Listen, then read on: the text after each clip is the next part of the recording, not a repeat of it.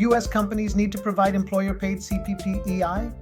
Once you move from selling into Canada to actually employing people there, Canada expects you to participate in its social programs. That typically means contributing to the Canada Pension Plan or Quebec Pension Plan and to employment insurance alongside your employees. For US companies used to Social Security and Medicare at home, the question is whether these Canadian contributions are optional add-ons or core obligations. In most cases, they are mandatory.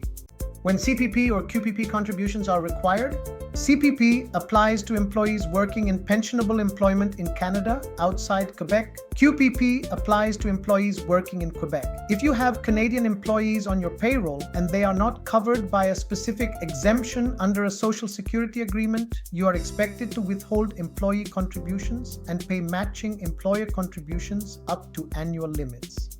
It does not matter that your headquarters are in the United States. From the Canadian perspective, you are an employer with staff in their system, so you participate in the National Pension Program.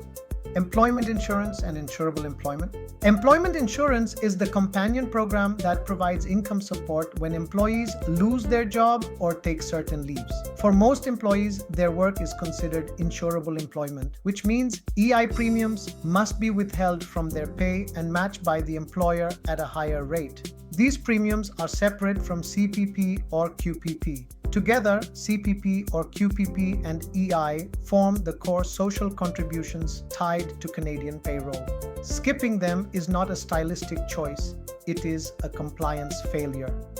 Social Security agreements and temporary assignments.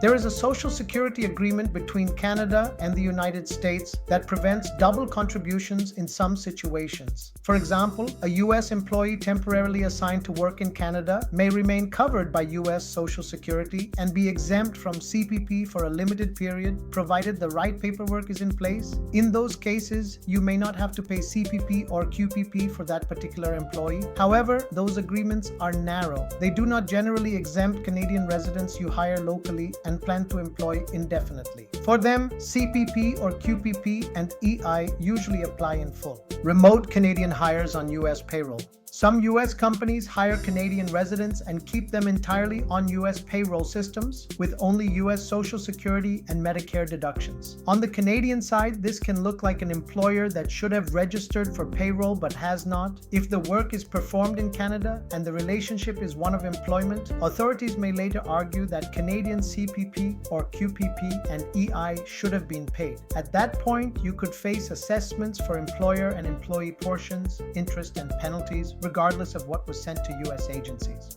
Contractors versus employees.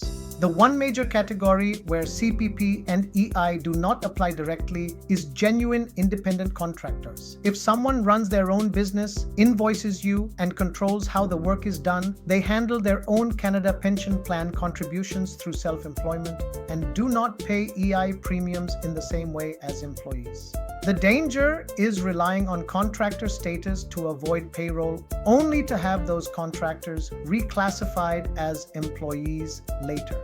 If that happens, the missing CPP or QPP and EI become your problem. Cost planning and total compensation. From a cost perspective, employer contributions to CPP or QPP and EI should be treated the same way you treat employer Social Security and Medicare in the United States, as part of the cost of employing someone, not as a negotiable perk. When you compare Canadian and US salaries, you should include these contributions plus any provincial payroll levies and workers' compensation premiums. If you skip them in your models, Canadian hires will look artificially cheap until assessments arrive. Pay stubs, transparency, and employee expectations. Canadian employees are used to seeing CPP or QPP and EI deductions on their pay stubs.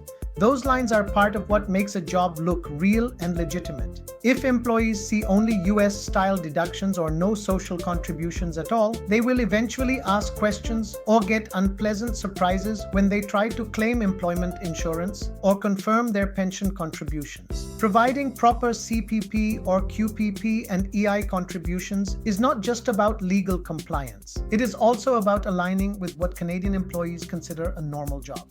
Administrative setup and payroll systems. To provide employer-paid CPP or QPP and EI, you need a Canadian payroll account, proper registration with relevant agencies, and a payroll system configured for Canadian rules.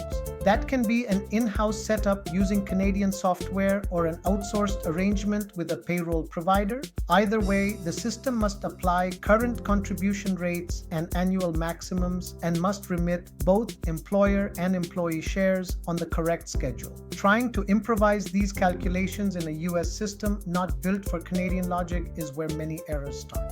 Final thoughts. In most real-world cases, US companies that employ people in Canada do need to provide employer-paid CPP or QPP and EI contributions. Limited exceptions exist for temporary assignments under Social Security agreements and for genuinely self-employed contractors. But those are the margins, not the main story. If your business is serious enough about Canada to hire employees there, it is serious enough to join the social programs that those employees rely on.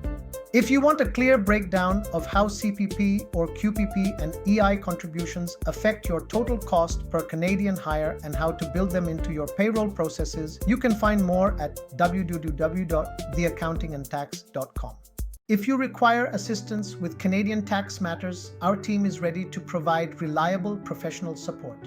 Please contact us at 416-283-8774 or visit theaccountingandtax.com for more information. And if you found this video helpful, don't forget to like, subscribe, and share.